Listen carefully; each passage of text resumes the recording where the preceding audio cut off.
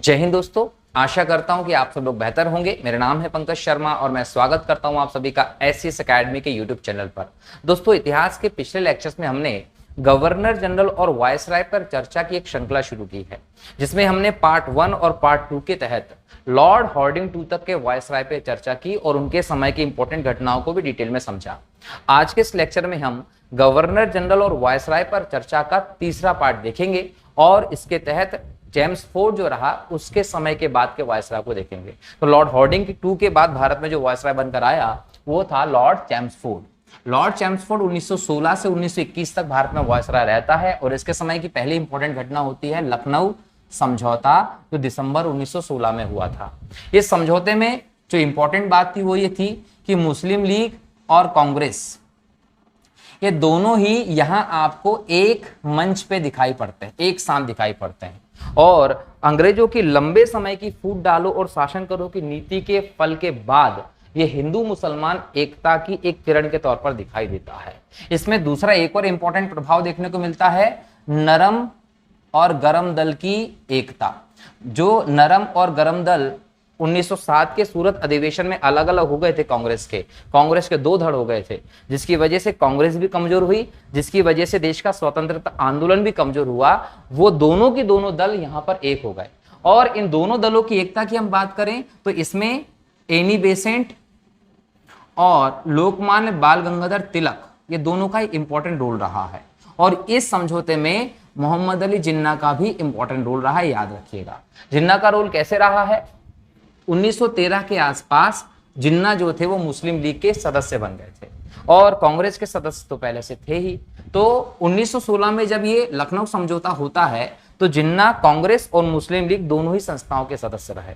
इन्हीं के प्रयासों से कहीं ना कहीं हम देखते हैं कि एक समझौता होता है जिसे हम लखनऊ समझौते के नाम से जानते हैं। हुआ ये था कि लॉर्ड चैम्सफोर्ड जब भारत में वायसराय बनकर आया उस समय भारत में वर्ल्ड वॉर फर्स्ट चल रहा था। वर्ल्ड वॉर फर्स्ट में भारतीयों का सहयोग प्राप्त किया किसने? अंग्रेजों ने। और उन्होंने कहा था कि भारतीयों के सहयोग के बदले हम आपको एक व्यवस्था देंगे, सुधार आपके लिए प्रस्तुत करेंगे। अब जो संवैधानिक सुधार आपको प्रस्तुत करने वाले थे उसके बारे में उन्होंने क्या मांगे? सुझाव मांगे थे। ये सुझाव मांगे, उसके तहत कांग्रेस और मुस्लिम लीग ने मिलकर 19 सूत्रीय व्यवस्था तैयार की और उस व्यवस्था को 29 दिसंबर 1916 को कांग्रेस ने पास कर दिया और लगभग 31 दिसंबर की बात करें 1916 में तो इसको लीग ने पास कर दिया। और यहां से हम लोगों को देखने को मिलता है लीग और कांग्रेस दोनों का एक साथ एक मंच पे आना। इसमें जिन्ना की इंपॉर्टेंट भूमिका दिखाई पड़ती है। इसके साथ ही नरम दल गरम दल भी एक हो गए। कहीं ना कहीं तिलक और एनी बेसेंट कांग्रेस को यह बात समझाने में कामयाब हो गए कि आपकी फूट आपको और आपके आंदोलन को, देश के राष्ट्रीय स्वतंत्रता आंदोलन को कमजोर करेगी, जिसके बाद एकता दिखाई पड़ती है। इस पूरे सिस्टम को हम लोग लखनऊ समझौते के नाम से जानते हैं। कांग्रेस के अधिवेशन की जो अध्यक्षता की गई थी वो की गई थी अंबिका चरण मजूमदार जी के द्वारा। ये याद रखिएगा, अंबिका चरण मजूमदार जी जो रहे वो उनके द्वारा इसकी अध्यक्षता की गई थी, ये ध्यान रखना है। और हमारे सामने आ जाता है लखनऊ समझौता, जिसके बारे में हम लोगों ने डिस्कस कर लिया कब हुआ था और इसमें इंपॉर्टेंट रोल क्या रहा। इसके बाद 1916 में ही हम बात करें लॉर्ड चैम्सफोर्ड के समय एक और इंपॉर्टेंट व्यवस्था देखने को मिलती है। वो क्या? पुणे में महिला विश्वविद्यालय की स्थापना जो डीके कर्वे के द्वारा की गई थी। पुणे में महिला विश्वविद्यालय डीके कर्वे के द्वारा स्थापित किया गया। डीके कर्वे समाज सेवी थे। प्रमुख तौर पर इन्होंने क्या किया? महिला सुधार के काम किए, मतलब ये महिला सुधारवादी नेता थे। महिलाओं में इन्होंने शिक्षा को बढ़ावा दिया, महिलाओं में इन्होंने विधवा विवाह जो रहा उसको बढ़ावा दिया। तो विधवा विवाह और महिला शिक्षा के प्रबल समर्थक थे डीके कर्वे जी, जिन्होंने पुणे में 1916 में महिला विश्वविद्यालय की स्थापना की थी। बराबर। अब यहां पर एक और चीज देखेंगे कि डीके कर्वे जी को इनके योगदान के आधार पर 1958 में आजादी के बाद भारत रत्न पुरस्कार भी प्रदान किया गया था, याद रखना है। इसके बाद हमको देखने को मिलता है चैम्सफोर्ड के समय होम रूल लीग, जिसकी स्थापना 28 अप्रैल 1916 को बेलगांव में हुई थी। अगर होम रूल लीग की बात करें दोस्तों तो ये आयरलैंड की तर्ज पर शुरू किया गया आंदोलन था, जो पहले आयरलैंड में देखा गया था और इसी की तर्ज पर भारत में शुरू किया गया था।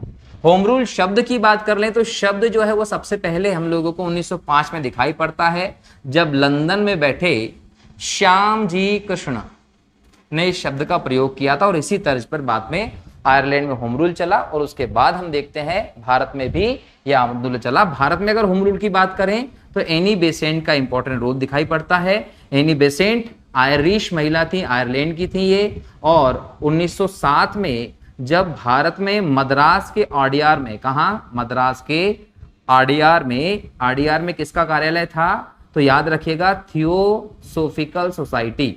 ये थियोसोफिकल सोसाइटी के प्रमुख के तौर पर एनी बेसेंट भारत में आती हैं और भारत में अपनी प्रतिभा के आधार पर एक राजनीतिक दृष्टिकोण में बदलाव लाने का प्रयास करती हैं। इसलिए 1917 का जो कांग्रेस अधिवेशन रहा उसमें एनी बेसेंट को अध्यक्ष बनाया गया था और ये भारत में कांग्रेस की प्रथम महिला अध्यक्ष बनी थी। ये आप लोगों को ध्यान रखना है। अगर एग्जाम में पूछता है क्या कि भारतीय राष्ट्रीय कांग्रेस की पहली महिला अध्यक्ष कौन थी, तो आप नाम क्या बताएंगे, एनी बेसेंट थी, आयरलैंड की थी।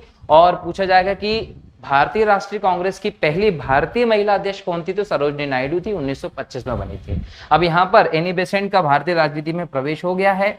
इन्होंने भारत में होम रूल की स्थापना की 1916 में ही। भारत में होम रूल की आप लोगों को दो शाखाएं देखने को मिलती हैं, एक तिलक के नेतृत्व में आई थी और एक एनी बेसेंट के नेतृत्व में आई थी।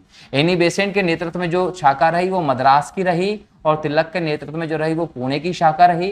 पुणे से तिलक ने अपने पत्र मराठा और केसरी के माध्यम से होम रूल का प्रसार किया और एनी बेसेंट ने 1915 से छप रहे न्यू इंडिया और कॉमनवेल्थ, ये दोनों के दोनों किसके रहे हैं, तो इन दोनों का संपादन किया था एनी बेसेंट ने। तो एनी बेसेंट ने संपादन किया कॉमनवेल्थ का और न्यू इंडिया का, मराठा और केसरी का संपादन किया तिलक ने और होम रूल का प्रसार किया जिसका उद्देश्य था स्वराज प्राप्ति। तो इस प्रकार से भारत में होम रूल जो है वो 1916 में एनी बेसेंट और तिलक के माध्यम से चलाया गया। लोकमान्य बाल गंगाधर तिलक जी ने उत्तर में और एनी बेसेंट जी ने दक्षिण के इलाकों में होम रूल का नेतृत्व किया है, ये आपको ध्यान रखना। ठीक, अब होम रूल भी आ गया। इसके बाद बात करें तो 1917 में आता है कलकत्ता विश्वविद्यालय की जांच के लिए सैडलर आयोग। तो सैडलर आयोग जो था वो लॉर्ड चैम्सफोर्ड के समय ही 1917 में बनाया गया था, जिसका उद्देश्य था कलकत्ता विश्वविद्यालय की जांच की जाए। इसके अलावा 1904 में जो विश्वविद्यालय अधिनियम बना था उसकी भी इस आयोग ने आलोचना की। भारत में माध्यमिक शिक्षा हो, प्राथमिक शिक्षा हो, उसको लेकर जो सुधार होते हैं वो इस सैडलर आयोग ने इस समय सुझाए थे, जो कहीं ना कहीं भारत में शिक्षा पद्धति में बड़े स्तर पर परिवर्तन लाने के लिए देखा जाता है। क्लियर दोस्तों, तो ये व्यवस्था किसके समय आती है, लॉर्ड चैम्सफोर्ड के समय आती है ना। अब ये जो विश्वविद्यालय अधिनियम था ये पहले आप लोग देख चुके होंगे किसके समय आया था, लॉर्ड कर्जन के समय आया था, उसके द्वारा लाया गया था। इसके बाद आता 19 मार्च 1919 को रॉलेट एक्ट। रॉलेट एक्ट जो रहा वो सिडनी रॉलेट के द्वारा लाया गया था, इसलिए इसको नाम दिया गया रॉलेट एक्ट। इसकी स्थापना जो की गई थी जनवरी 1919 में, 25 जनवरी के 25-26 जनवरी के आसपास, ठीक है। और ये एक्ट जो था वो 18 मार्च तक पारित हो गया था और 19 मार्च से ये लागू हुआ। जैसे ये लागू होने वाला था तो इसका विरोध पूरे भारत में किया गया। रॉलेट एक्ट जो था वो भारत में जो क्रांतिकारी गतिविधियां देखने को मिल रही थी, क्रांतिकारी आंदोलन देखने को मिल रहा था, जो आंदोलन की व्यवस्था भारत में देखने को मिल रही थी, उसको दबाने के लिए, उसके दमन करने के लिए लाया गया था। इसके मंसूबे क्लियर थे जो इसके व्यवस्था से दिखाई पड़ते हैं। इसको काला कानून कहा गया गांधी जी के द्वारा। और काला कानून क्यों कहा गया, क्योंकि इसमें प्रावधान था ना अपील, न वकील और न दलील। ना तो आप वकील कर सकते थे, ना अपना पक्ष रख सकते, ना किसी भी प्रकार की कोई व्यवस्था नहीं थी। संदेह के आधार पर गिरफ्तार करके सीधे जेल भेज दिया जाता था। इसके तहत कहीं ना कहीं भारतीय स्वतंत्रता को हनन करने की तरफ ये जा रहा था। भारतीयों से उनकी स्वतंत्रता छीनी जा रही थी रॉलेट एक्ट के माध्यम से, जिसका देशव्यापी स्तर पर हमें विरोध देखने को मिलता है। इसके विरोध में, रॉलेट एक्ट के विरोध में 6 अप्रैल को 1919 को गांधी जी ने प्रारंभ कर दी क्या, हड़ताल। और गांधी जी ने इसी हड़ताल प्रारंभ की तो गांधी जी के प्रभाव को ब्रिटिश लोग जानते थे, इनके हथियारों को अच्छे तरीके से जानते थे, इनका प्रभाव क्या होना है। हड़ताल की, उसके बाद गांधी जी जो रहे इनका पंजाब में प्रवेश निषिद्ध कर दिया। याद रखिएगा, गांधी जी का पंजाब में प्रवेश निषिद्ध कर दिया अंग्रेजों ने। और अंग्रेजों ने अपनी व्यवस्था में एक बड़ी बदलाव शुरू किया। बदलाव क्या किया कि 6 अप्रैल को तो हड़ताल चली रही थी, गांधी जी का पंजाब अमृतसर में प्रवेश बंद कर दिया। इन्होंने 11 अप्रैल को जो सेना प्रमुख था पंजाब क्षेत्र में वो बदल दिया और जनरल डायर को सेना प्रमुख बना दिया। जनरल डायर वहां का सेना प्रमुख बनता है। 12 अप्रैल का दिन होता है कि यहां पर धारा 144 मार्शल लॉ लगा दिया जाता है। और 13 अप्रैल का वो दिन रहा जब कहीं ना कहीं एक बैठक होती है, उस बैठक पर इनका अत्याचार होता है। उसको अभी डिटेल में देखते हैं। लेकिन यह एक और चीज ध्यान रखिएगा कि 10 अप्रैल को डॉक्टर सतपाल और किचलू, सैफुद्दीन किचलू जो थे, इनको ब्रिटिश सरकार ने गिरफ्तार किया। गिरफ्तार क्यों किया? क्योंकि ये रॉलेट एक्ट का विरोध कर रहे थे। रॉलेट एक्ट का विरोध कर रहे थे, इसलिए इनको गिरफ्तार कर लिया। और इन्हीं की गिरफ्तारी के खिलाफ 13 अप्रैल 1919 को बैसाखी का दिन था। उस बैसाखी के दिन सभी लोग शांतिपूर्ण सभा कर रहे थे जलियांवाला बाग में। अब जलियांवाला बाग में जो लोग शांतिपूर्ण सभा कर रहे थे ना, उन सभा करने वाले लोगों पर जनरल ओ डायर की निर्देश पर अंधाधुंध गोलियां चलाई गईं। लगातार गोलियां चलाई गईं, जिसमें 303 के लगभग 1650 राउंड फायर किए गए थे, जिसमें सरकारी डेटा के अनुसार 379 लोग मरे थे। और हकीकत तो ये थी कि उसमें 1000 से लेकर 2000 लोग मर गए थे, कई हजार लोग घायल हो गए थे, क्योंकि लगातार अंधाधुंध गोलियां चलाई गई हैं। उस गोलियों का प्रमाण आज भी आपको जलियांवाला बाग में देखने को मिलता है, जो अमृतसर में गोल्डन टेम्पल से कुछ ही दूरी पर स्थित है। तो ये जलियांवाला कांड जो था वो जनरल डायर के आदेश पर हुआ। अब इसके कारण यहां पूरे देश में एक आक्रोश हो गया कि आपने इतना बड़ा जो कांड है वो यहां पर कर दिया। इतने सारे निर्दोष लोगों को, जो कुछ भी नहीं कर रहे थे, शांतिपूर्ण सभा कर रहे थे, उनको आपने मार दिया। इसके बाद यहां पर 2 आपको व्यवस्थाएं देखने को मिलती है। क्या कि जलियांवाला कांड, जलियांवाला बाग हत्याकांड जो रहा, यह कांड हो गया था 13 अप्रैल 1919 को।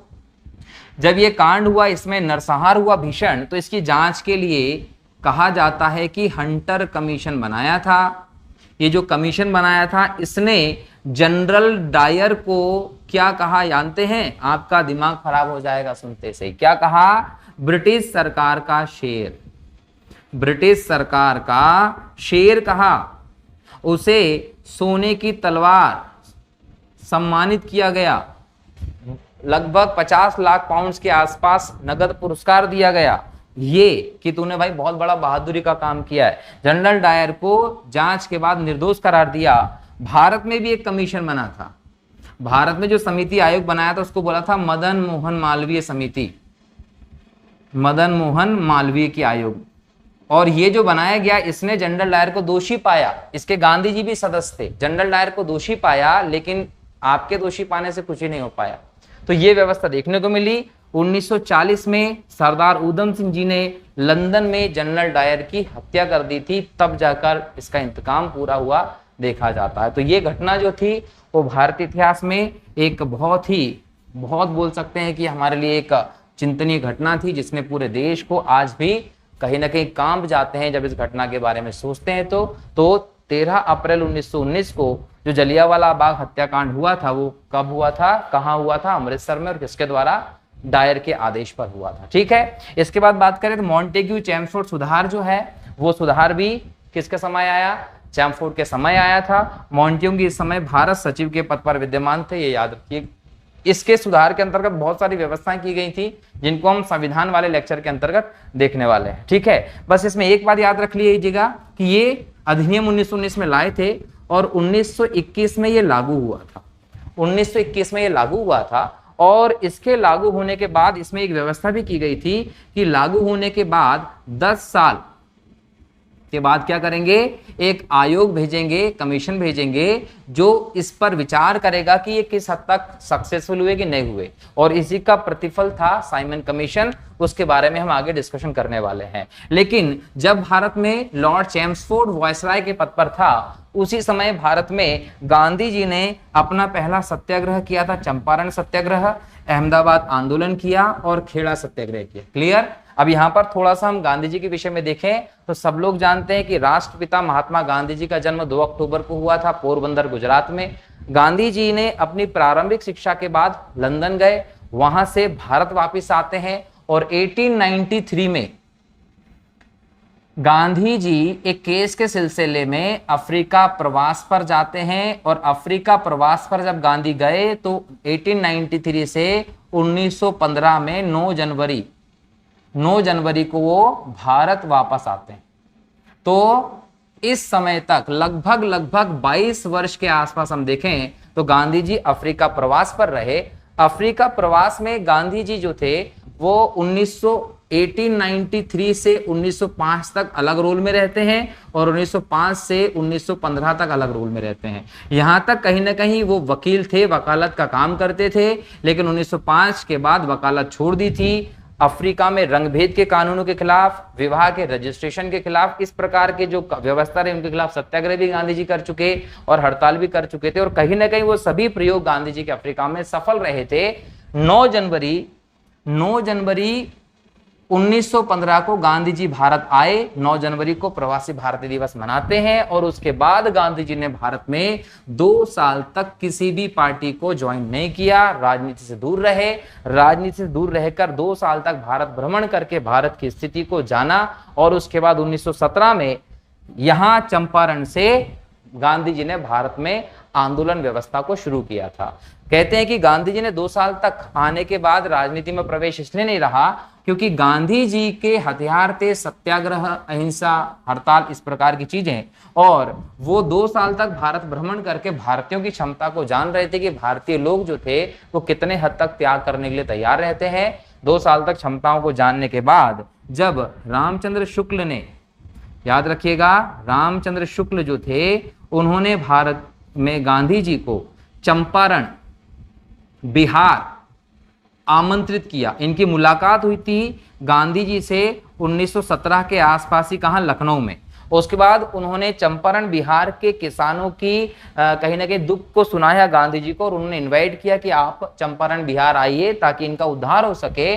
तो बिहार चंपारण में गांधी जी ने 10 अप्रैल के आसपास 1917 में ही आंदोलन किया था। कौन सा? सत्याग्रह। ये गांधी जी का भारत में पहला सत्याग्रह था जिसे आप चंपारण सत्याग्रह के नाम से जानते हैं, जो 3 कठिया प्रणाली के विरुद्ध था, और गांधी जी ने 25% राशि दिलवाकर कहीं न कहीं इस 3 कठिया प्रणाली का समाप्ति कर दी थी सत्याग्रह के माध्यम से। 3 कठिया प्रणाली वो थी कि ये वो समय था जब भारत में अंग्रेजों ने कच्चे माल का अपना केंद्र बना लिया था, जब रासायनिक रंगों की खोज नहीं हुई थी और भारत में अंग्रेजों ने अपना कब्जा किया, तो वहां कलर, पेंट आदि बनाने के लिए नील की जरूरत पड़ती थी। तो नील की खेती उन्होंने भारत में शुरू की, और इस क्षेत्र के किसानों को कहा कि आपको अपने खेत के एक हिस्से पर, लगभग 3/20 हिस्से पर नील की खेती जरूर करना है।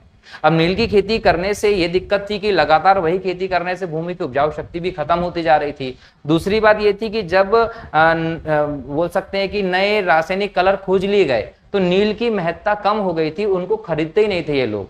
तो ऐसी कंडीशन में किसानों को नुकसान बहुत ज्यादा हो रहा था, तो किसान इससे बहुत ज्यादा प्रताड़ित थे। तो इस प्रताड़ना के चलते दूसरी बात यह था कि भारत में मंदी, विश्व युद्ध के कारण ये सब चीजें देखने को मिल रही थी, किसानों की हालत बहुत ज्यादा खराब थी।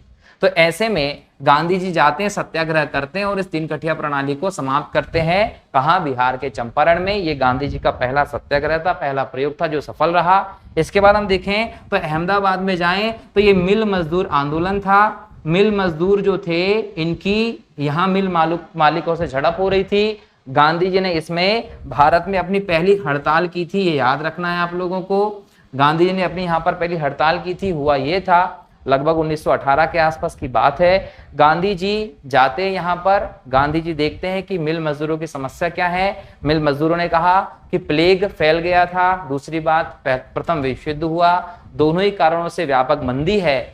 ऐसे में जो प्लेग के समय ब्रिटिश सरकार बोनस देती थी वो बंद कर रही है, हम लोग चाहते हैं कि हमें बोनस कितना दिया जाए, 50%। तो मिल मजदूर कह रहे थे 50%, और मिल के जो मालिक थे वो मालिक कह रहे थे कि 20% देंगे। मजदूर 20% पर मानने को तैयार नहीं है। मजदूरों की मांग 50% की है, मालिक कह रहे हैं 20% देंगे। गांधी जी आते हैं, हड़ताल कर देते हैं, काम बंद हो जाता है, अंग्रेजों को व्यापक नुकसान होने लगता है उत्पादन की दृष्टि से, क्योंकि फैक्ट्रियां तो बंद रही। अंततः एक समिति बनती और निर्णय लिया जाता है कि मजदूरों को 35% बोनस दिया जाएगा, और 35% बोनस के साथ ये हड़ताल खत्म हो जाती है और गांधी का ये प्रयोग भी भारत में सफल होता है। तीसरा प्रयोग देखने को मिलता है खेड़ा सत्याग्रह गुजरात में, जब गांधी जी ने बोला कर मत दो, नो टैक्स वाला नारा यहाँ देखने को मिलता है। इसमें आपको सरदार पटेल दिखाई पड़ते हैं, साथ में ऐसे नेता जो थे वो यहाँ पर सहयोग करते हैं। ये वो समय था कि उत्पादन कम हो रहा था, उत्पादन के कारण, अकाल आदि के कारण किसान लोन देने, रेवेन्यू चुकाने में, लगान देने में बोल सकते हैं कि सबल नहीं थे कि वो लगान दे सकें। तो ऐसी कंडीशन में जबरदस्ती ज्यादा से ज्यादा लगान वसूला जा रहा था अंग्रेजों के द्वारा। तो गांधी जी जाते हैं, यहाँ पर भी गांधी जी अपना आंदोलन करते हैं, और कहीं ना कहीं ये व्यवस्था स्थापित होती है बाद में कि ऐसे लोग जो सक्षम हैं वही लगान देंगे, बाकी लोग लगान नहीं देंगे। तो गांधी जी के भारत में ये तीनों प्रयोग सफल रहे। कहीं ना कहीं गांधी जी की ख्याति और ज्यादा यहाँ पर बढ़ जाती है। क्लियर? तो ये गांधी जी के भारतीय राजनीति में प्रवेश के साथ तीन जो प्रारंभिक आंदोलन हमें देखने को मिलते हैं वो भी लॉर्ड चैम्सफोर्ड के समय ही देखने को मिलते हैं, याद रखना। ठीक है, चलिए इसके बाद बात करें तो लॉर्ड चैम्सफोर्ड के समय ही भारत में खिलाफत आंदोलन और असहयोग आंदोलन भी हुआ था। खिलाफत आंदोलन आपको देखने को मिलता है अक्टूबर 1919 में। अगर खिलाफत की बात करें दोस्तों तो इसकी पृष्ठभूमि भारत से संबंधित नहीं थी। खिलाफत की जो पृष्ठभूमि थी वो तुर्की से संबंधित थी। इसका कारण, इसका आधार तुर्की से बना था। हाल वो था कि वर्ल्ड वॉर फर्स्ट में मित्र राष्ट्र और धुरी राष्ट्र चल रहे थे। तुर्की जो था वो जर्मनी जैसे धुरी राष्ट्रों का साथ दे रहा था, और मित्र राष्ट्रों में जो थे वो ब्रिटेन वाले लोग थे। तो ऐसे में जो मित्र राष्ट्र रहा ब्रिटेन, ठीक है, इनकी जीत हो गई।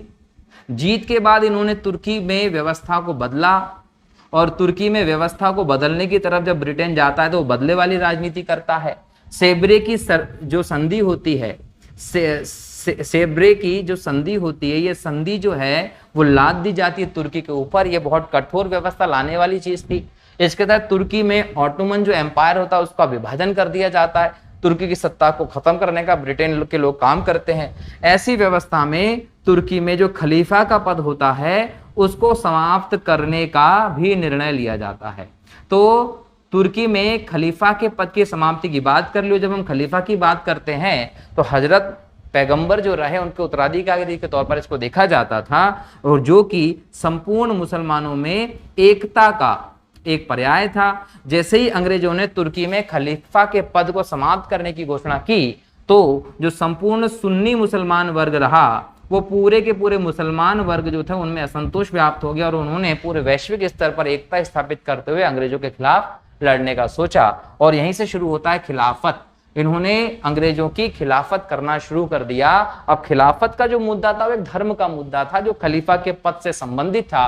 भारत में अली बंधु की बात कर लें, हसन मोहानी की बात कर लें, ऐसे नेताओं ने इसको लीड किया। लेकिन बाद में गांधी जी भी इससे जुड़ गए, गांधी जी भी इसको जुड़ गए, और गांधी जी जब इससे जुड़ गए न केवल जुड़े बल्कि इनको लेकर अपनी सांत्वना बताने के लिए, अपनी संवेदनशीलता को बताने के लिए गांधी जी ने क्या किया कि जो इनकी कमेटी थी उनकी अध्यक्षता भी की गांधी जी ने। तो ये सारे के सारे सिस्टम हमको देखने को मिलते हैं कि 1920 में जब इनकी समिति बनी, उसकी अध्यक्षता गांधी जी के नेतृत्व में की गई, तो कहीं ना कहीं गांधी जी ने इसको बहुत बड़े स्तर पर समर्थन भी किया।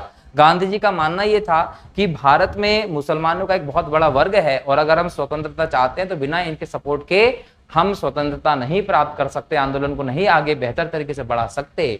इसी के तहत गांधी ने कहा कि इनका सपोर्ट लेना बहुत जरूरी है। इसलिए गांधी ने खिलाफत में सहयोग भी किया और कहीं ना कहीं खिलाफत में सहयोग करने के साथ गांधी जी की आलोचना भी की गई कि इसके माध्यम से उन्होंने धर्म को राजनीति में प्रवेश करवा दिए और उस समय के नेताओं का यह मानना हुआ कि आगे जाके इसके भीषण परिणाम होंगे।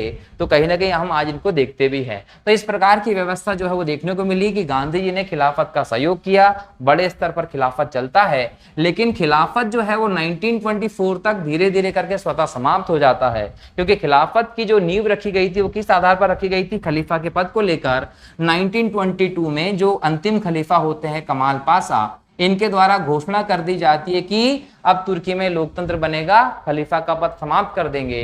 इनकी घोषणा के बाद 1924 में खलीफा का पद समाप्त कर दिया गया, जिसके बाद अपने आप खिलाफत जो है वो धीरे धीरे करके खत्म हो गया। लेकिन यहां पर शुरू हो गया भारत की राजनीति में धर्म का मुद्दा, जो हम लोग आगे देखेंगे। तो ये खिलाफत आंदोलन जो रहा वो यहां से हम लोगों को दिखाई पड़ता है, जिसका बेस जो था वो भारत से नहीं है, वो कहां से रहा? तुर्की से रहा था। क्लियर?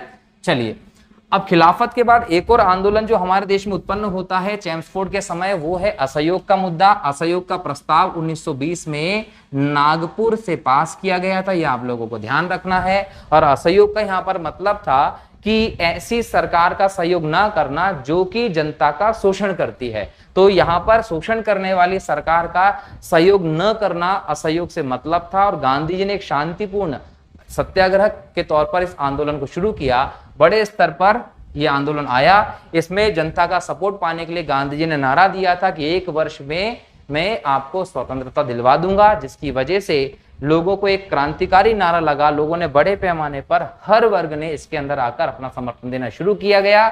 लेकिन इसके हम चरण की बात करें तो असहयोग आंदोलन जो रहा वो 4 चरणों में दिखाई पड़ता है। पहला चरण जो रहा दोस्तों, प्रारंभिक चरण की बात करें तो प्रारंभिक चरण में इन्होंने हर एक चीज का क्या किया? बहिष्कार किया। असहयोग का प्रथम चरण किस नाम से जाना जाएगा? बहिष्कार के चरण के नाम से जाना जाएगा। क्यों? क्योंकि इन्होंने हर उस वस्तु का बहिष्कार किया जो अंग्रेजों से संबंधित थी, वो विदेशी शराब हो, विदेशी स्कूल हो, कॉलेज हो, या फिर कपड़े ही क्यों ना हो, हर एक चीज का यहाँ पर बहिष्कार किया गया। तो ब्रिटिश सरकार का बहिष्कार किया गया। सहयोग न करके कहीं ना कहीं एक बड़े स्तर पर आंदोलन चालू हुआ। दूसरे चरण में अगर हम पहुंचते हैं तो दूसरा चरण जो दोस्तों रहा वो चरण रहा सृजनात्मक या रचनात्मक। दूसरे चरण में देखने को मिला कि जो सुधार थे, हिंदू मुस्लिम एकता स्थापित करने की बात की गई, दलितों के साथ छुआछूत जो होता था उसको खत्म करने की बात की गई, शिक्षण संस्थान स्थापित करने की बात की गई। तो इस प्रकार का सृजनात्मक चरण हमको देखने को मिलता है दूसरा चरण।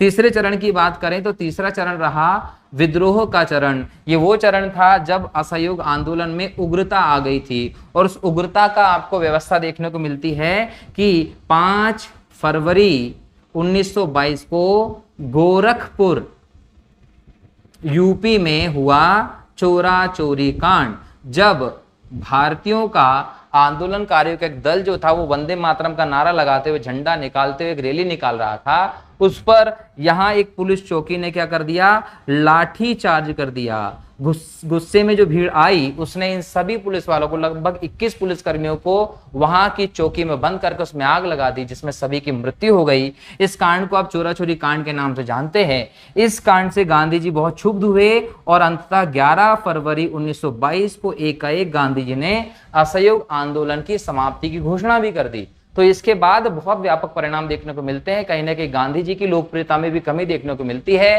क्योंकि गांधी जी ने यह आंदोलन शुरू किया था एक नारा देकर। क्या नारा देकर? 1 वर्ष में आजादी दिलाने का। तो वो नारा कहीं ना कहीं यहाँ पर फेल होता दिखा। लोग विद्रोह की तरफ आ गए, उग्रता की ओर आ गए। क्यों? क्योंकि 1920 से आंदोलन में लगे थे, 1 वर्ष गुजर चुका था, अब उनका सब्र खत्म हुआ। उन्होंने बोला कि ये तो गड़बड़ हो गई, और ऐसे में उन्होंने इस प्रकार की हिंसात्मक गतिविधियों को देखा और अंततः गांधी जी ने असहयोग को समाप्त कर दिया। तो ये व्यवस्था जो है वो आपको असहयोग आंदोलन की किसके समय देखने को मिली? लॉर्ड चेम्सफोर्ड के समय। लॉर्ड चेम्सफोर्ड के बाद बात करें, लॉर्ड रीडिंग जो रहा वो भारत में वायसराय बनकर आता है, जिसके समय एम.एन. रॉय ने कम्युनिस्ट पार्टी की स्थापना की थी। 1920 में आसपास ही हो जाती है। उसके बाद हम देखें तो 1923 प्रशासनिक सेवा में उम्मीदवारों के चयन के लिए दिल्ली और लंदन में एक साथ परीक्षाएं आयोजित की गई। भारत में हम बात करें तो भारत में इलाहाबाद में, याद रखिएगा, भारत में दिल्ली का मतलब भारत के संदर्भ में बात कर रहे हैं हम लोग, लंदन वहां की राजधानी, और ये भारत की राजधानी। लेकिन भारत में ये पहली परीक्षाएं कहाँ हुई थी? तो इलाहाबाद में हुई थी। ये आप लोगों को ध्यान रखना है। ये परीक्षाओं को आयोजित करने का जो सिलसिला था वो 1853 से शुरू हुआ था। 1853 से शुरू हुआ अंग्रेजी माध्यम में, और लंदन में परीक्षा आयोजित की जाती थी। और ये इसलिए किया गया था क्योंकि बहुत कम भारतीय इसमें शामिल हो सके, इसमें कहीं ना कहीं जाने से बचें। उसके बाद भी भारत में सिविल सेवाओं को लेकर कहीं ना कहीं पक्षपात चलता था। 1923 में इस विविध वातावरण में हम देखें तो दबाव के चलते परीक्षाएं भारत में भी आयोजित की जाने लगी। याद रखिए 1923 में पहली बार इलाहाबाद में हुई थी। इसके बाद 1 जनवरी 1923 को आपको देखने को मिलती है चित्तरंजन दास और मोतीलाल नेहरू के नेतृत्व में इलाहाबाद में कांग्रेस के अंतर्गत स्वराज दल की स्थापना। स्वराज दल एक नई पार्टी बनाई गई 1923 में चित्तरंजन दास और मोतीलाल नेहरू के द्वारा, जो कांग्रेस के झंडे तले ही काम करने वाली थी। लेकिन इसका जो विरोध का काम का जो तरीका था वो अलग था। जहां कांग्रेस एक तरफ बाहर बैठकर विरोध करने का काम बोलती थी, वैसे इनका मानना था अंदर प्रवेश करिए विधानसभाओं के, विधानमंडलों के, और वहां जाकर विरोध जताइए। तो इस प्रकार से स्वराज पार्टी एक नया विचार लेकर आई। किसके साथ? चित्तरंजन दास और मोतीलाल नेहरू जी के नेतृत्व में। याद रखना है कब? 1923 में। लेकिन जब 1925 में CR दास, चित्तरंजन दास जी की मृत्यु हो जाती है तो इस स्वराज पार्टी का फिर से विलय कर दिया जाता है कांग्रेस में ही। 9 अगस्त 1925 को लॉर्ड रीडिंग के समय होता है काकोरी कांड षड्यंत्र। काकोरी कांड षड्यंत्र में सहारनपुर और लखनऊ के बीच में रेलगाड़ी जो थी, जो सरकारी खजाना लेकर जाती थी, उस सरकारी खजाना को लूटने के लिए कहीं ना कहीं प्लानिंग की गई और 9 अगस्त 1925 को उसको लूटा गया। लूटा कहाँ गया? इनके बीच में पड़ता था काकोरी स्टेशन। तो काकोरी स्टेशन पे ये लूट की गई, इसलिए इसे काकोरी कांड कहा गया। इस काकोरी षड्यंत्र की योजना बनाई थी राम प्रसाद बिस्मिल ने। ये वही राम प्रसाद बिस्मिल है जिन्होंने कहा था सरफरोशी की तमन्ना अब हमारे दिल में है। ठीक है, तो ये नारा देने वाले, गाने वाले जो बिस्मिल थे, उन्हीं के द्वारा योजना बनाई गई थी। कुल 10 लोग इसमें शामिल थे। हिंदुस्तान सोशलिस्ट रिपब्लिक पार्टी जो थी उसके पूरे के पूरे 10 लोग इसमें शामिल थे।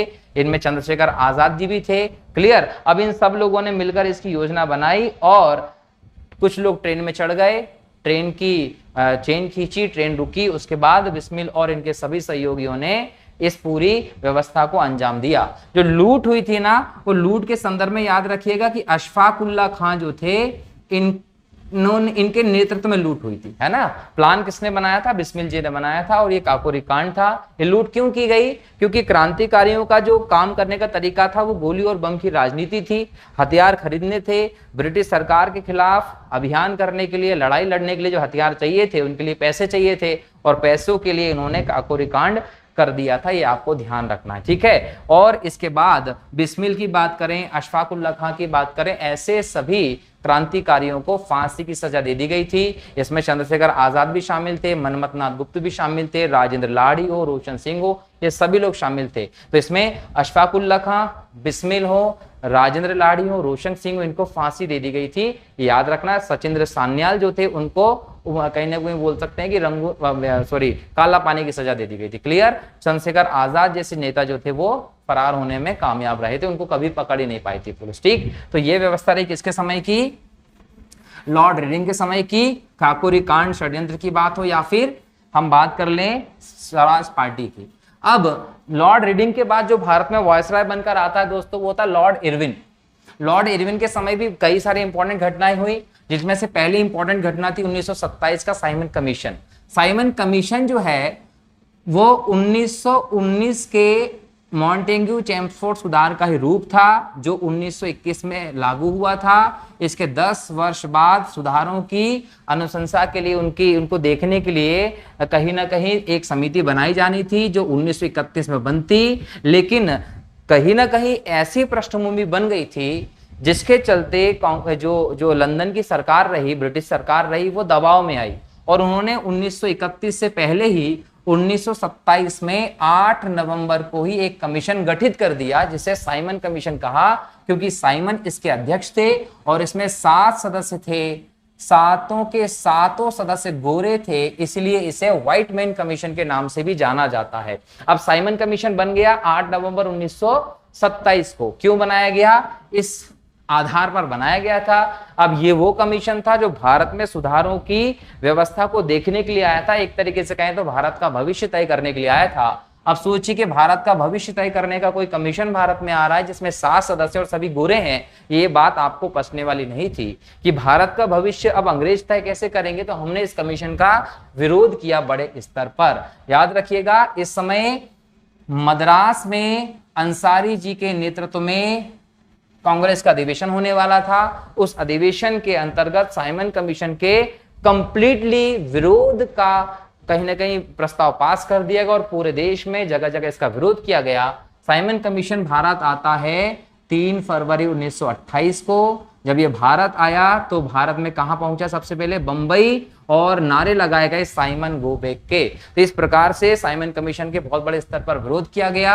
अंत में हम बात करें, लगभग दिसंबर के महीने में साइमन कमीशन कहा था? अमृतसर, पंजाब में, जहां लाला लाजपत राय, साथ में थे भगत सिंह जी। तो इन्होंने नेतृत्व किया किसका? इसके खिलाफ विरोध का। और जहां पर जो पुलिस मुख्यालय था वहां पर आता है कौन? सैंडर्स।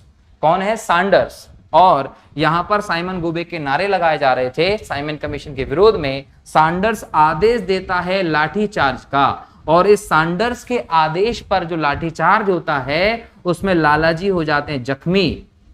लालाजी जख्मी हो गए, और जख्मी लालाजी जो थे कहीं ना कहीं हम बोल सकते हैं कि इनकी मृत्यु हो जाती है ना। अब लालाजी की मृत्यु हो गई। लालाजी की जब मृत्यु हुई तो याद रखिएगा कि नवंबर दिसंबर की बात है, ये पूरी जब आंदोलन यहाँ चल रहा था, लालाजी पर अटैक हुआ। और उसके बाद ध्यान रखिएगा कि लालाजी की मृत्यु हो गई। लालाजी की मृत्यु के बाद भगत सिंह जी ने टारगेट कर लिया था कि सैंडर्स को तो निपटाना है। जब सैंडर्स को निपटाना था तो फिर उन्होंने प्लान बनाया, प्लान बनाकर सैंडर्स को मार दिया था। ये याद रखिएगा 1928 में 17 दिसंबर के आसपास ही। क्लियर? इसमें चंद्रशेखर आजाद जी भी शामिल थे, है ना, राजेंद्र लाहिड़ी शामिल थे, है ना, ये जितने भी क्रांतिकारी थे, राजगुरु जैसे सभी लोग इसमें शामिल थे। सैंडर्स को मार दिया। इसके बाद अगर हम बात करें 28 में, है ना, 1928 में ही लखनऊ में सम्मेलन में मोतीलाल नेहरू की अध्यक्षता में एक समिति का गठन किया गया। ये समिति लेकर आई थी नेहरू रिपोर्ट। ये नेहरू रिपोर्ट किस चुनौती के आधार पर आई थी? तो बर्कनहेड ने भारतीयों को चुनौती दी कि अगर हिम्मत है तो सर्वसम्मति से किसी संविधान का निर्माण करके तो बताएं। इस चुनौती को भारतीयों ने एक्सेप्ट किया। 1928 में लखनऊ में सम्मेलन में मोतीलाल नेहरू जी की अध्यक्षता में एक समिति बनाई। इसने एक रिपोर्ट बनाई जिसमें महत्वपूर्ण बोल सकते हैं इंपॉर्टेंट कार्यक्रम शामिल किए गए थे, जिसमें मौलिक अधिकार जैसी व्यवस्थाएं भी थी। और इसको मुस्लिम लीग ने इसका विरोध कर दिया। किसका? नेहरू रिपोर्ट का, जो कि पहला लिखित प्रस्ताव था भारतीय संविधान के अंतर्गत। इसका विरोध किया मुस्लिम लीग ने। मुस्लिम लीग के उस समय कौन प्रमुख है? मोहम्मद अली जिन्ना। और मोहम्मद अली जिन्ना ने नेहरू रिपोर्ट के विरोध में 14 सूत्री अपनी मांगे रख दी थी। और इन 14 सूत्री मांगों में उन्होंने वही अपना सांप्रदायिकता वाला आलाप जो था वो कहीं ना कहीं रखना शुरू कर दिया था। ठीक है। अब इसके बाद देखिए 1928 में कृषि संबंधित रॉयल समिति का गठन किया गया था लॉर्ड इरविन के समय ही। 8 अप्रैल 1919 को भगत सिंह जी एवं बटुकेश्वर दत्त द्वारा दिल्ली के असेंबली हॉल में सेफ्टी बिल के विवाद में बम फोड़ा गया था। यह बम फोड़ने को एक सांकेतिक आधार पर आप देखते हैं, इस बम से कोई जनता हताहत नहीं हुई थी, क्योंकि जब पब्लिक सेफ्टी बिल और इसके विरोध में जो व्यवस्था चल रही थी, है ना, उस व्यवस्था के अंतर्गत जब इसका प्लान बनाया गया बम फोड़ने का, तो ये देखा गया था कि पब्लिक सेफ्टी बिल जब प्रस्तुत किया जा रहा होगा तो उस समय वहां पर बहुत सारे हिंदुस्तानी भी होंगे, निर्दोष लोग भी होंगे। अगर धमाका बड़ा किया गया तो उनकी भी डेथ हो जाएगी। तो क्रांतिकारियों ने कहा कि हम ये किसी को नुकसान पहुंचाने के लिए नहीं कर रहे हैं, सोई हुई ब्रिटिश सत्ता को जगाने के लिए काम कर रहे हैं। तो ये बम जो है वो फोड़ा गया है। क्लियर? अब यहाँ पर बटुकेश्वर दत्त और भगत सिंह जी ने मिलकर ये बम फोड़ा था। भागे नहीं, इनकलाब जिंदाबाद के नारे लगाए, पर्चे फेंके, और दोनों को बाद में पकड़ लिया गया, भगत सिंह जी को भी और बटुकेश्वर दत्त को भी। भगत सिंह जी को हो गई थी फांसी की सजा और इनको दे दिया गया था बोल सकते हैं काला पानी की सजा। तो ये पब्लिक सेफ्टी बिल था। इसमें ये बोला गया था पब्लिक सेफ्टी बिल के अंतर्गत कि जो क्रांतिकारी हैं उनको या ऐसे कोई व्यक्ति जिस पर आपको शक होता है उसको शक के आधार पर डायरेक्ट जेल भेज दिया जाए। तो इस प्रकार का कानून यहाँ पर बनाया गया था, है ना। और दूसरी बात यह था कि यहाँ पर मजदूर जो थे वो कभी भी हड़ताल कर लेते थे। तो यहाँ पर लेबर सेफ्टी बिल भी था एक, जिसके तहत बोलते हैं कि मजदूरों की हड़ताल को बंद करना भी उसके अंदर प्रावधान किया गया था। तो इन वीर के विरोध में भगत सिंह और बटुकेश्वर दत्त ने यहाँ पर बम फोड़ा और बाद में फिर भगत सिंह जी को फांसी हो गई थी। ये याद रखिएगा। चाहते तो भाग जाते लेकिन भागे नहीं, वहीं खड़े रहे और पकड़ा गए थे, है ना। चलिए, तो ये सारी की सारी घटना लॉर्ड इरविन के समय थी जो 1926 से 1931 तक भारत में वायसराय थे। 1929 में कांग्रेस का जो अधिवेशन होता है वो लाहौर में होता है। कांग्रेस का अधिवेशन 1929 में लाहौर में होता है और ये अधिवेशन के अध्यक्ष किसको बनाया गया था? गांधी जी को। गांधी जी को बनाया गया था, लेकिन गांधी जी ने कह दिया कि अध्यक्षता कौन करेंगे? जवाहरलाल नेहरू जी करेंगे। तो 1919 के कांग्रेस अधिवेशन के अध्यक्ष कौन रहे? जवाहरलाल नेहरू जी थे, ये याद रखना है। और इस समय सबसे इंपॉर्टेंट बात ये थी कि पूर्ण स्वराज का नारा दिया गया, जिसका मतलब था पूर्ण स्वाधीनता। मतलब अब अंग्रेजों का भारत में कोई स्थान नहीं है, आपको भारत छोड़ के जाना होगा। इस समय 31 दिसंबर 1929 की रात 12 बजे रावी नदी की तट पर तिरंगा फहराया गया था। और इसके साथ साथ ही 2 जनवरी 1930 को घोषणा की गई थी कि 26 जनवरी 1930 को भारत का पहला पूर्ण स्वाधीनता दिवस मनाया जाएगा। और ये मनाया भी गया। और उसके बाद 26 जनवरी की तारीख को अमर बनाने के लिए, याद रखने के लिए ही भारत में 26 जनवरी 1950 को संविधान लागू भी किया गया था, याद रखना है। इस अधिवेशन की अध्यक्षता कौन कर रहे थे? जवाहरलाल नेहरू जी कर रहे थे, ये आपको ध्यान रखना है। और ये लाहौर अधिवेशन ही था जिसके माध्यम से कहा गया था कि सविनय अवज्ञा आंदोलन जो होगा वो शुरू किया जाएगा। अब कांग्रेस का जो नेतृत्व रहेगा वो पूरी तरीके से गांधी जी के ही अंदर चलने वाला है। और सविनय अवज्ञा आंदोलन शुरू करने का प्रस्ताव भी यहां से हमको दिखाई पड़ता है, ये याद रखें।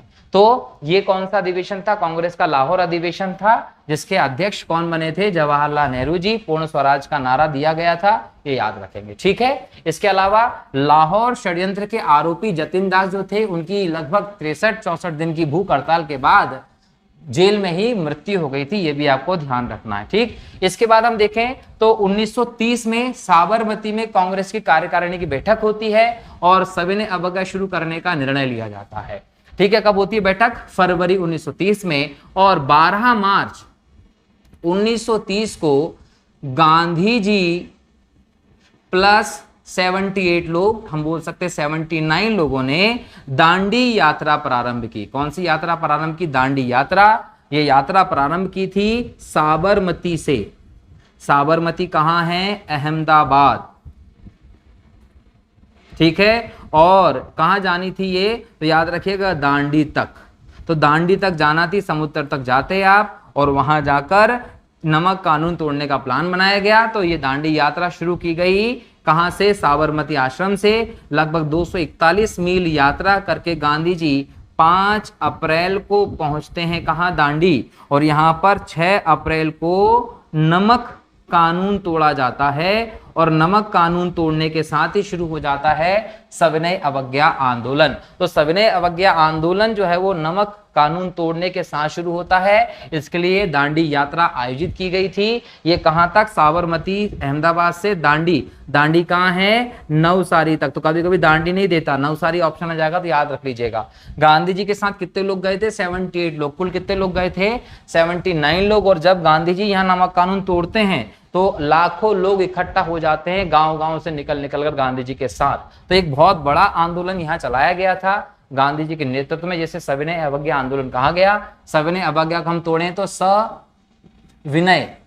मतलब विनय, विनम्रता के साथ, विनय करके, प्रार्थना के साथ आप उनके आदेश का, उनके कानून की अवज्ञा करने वाले हैं इस आंदोलन में, ये इसका मतलब उस समय रहा। आंदोलन व्यापक स्तर पर शुरू हुआ। आंदोलन शुरू होते से ही गांधी जी और अन्य नेताओं को 5 मई 1930 को कैद कर लिया गया। लेकिन आंदोलन फिर भी चलता रहा और 25 जनवरी 1931 को गांधी जी को बिना किसी शर्त के रिहा भी कर दिया गया था। वायसराय कौन है? Lord Irwin. ये आप लोगों को ध्यान रखना है।